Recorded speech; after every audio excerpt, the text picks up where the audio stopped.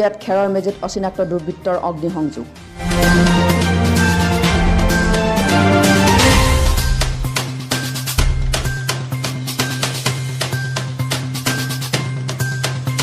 নগাঁও জিলাৰ ঢিংৰাজ চক্ৰৰ অন্তৰ্গত মেলেকাঢিং গাঁৱত দিনৰ 12:30 বজাত কোনো দুৰ্বৃত্তই পথাৰত থকা খেৰৰ মেজিত জুই লগোৱাৰ ফলত অনুমানিক 10,000 পৰা 12,000 টকাৰ খেৰ সম্পূৰ্ণ জ্বলি ভস্মীভূত হয়।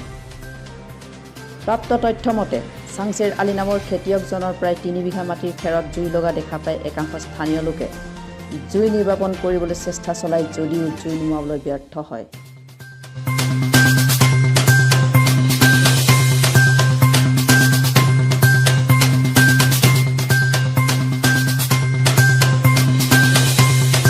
এই ঘটনা সন্দৰ্ভত বৰ্তমান খেতিয়ক চাংচেৰ আলীয়ে দগাঁও আৰক্ষী পহৰা চকীত এজাহাৰ দাখিল কৰিছে। নগাঁৱৰ পৰা Nazrul Islam, Assam news any time.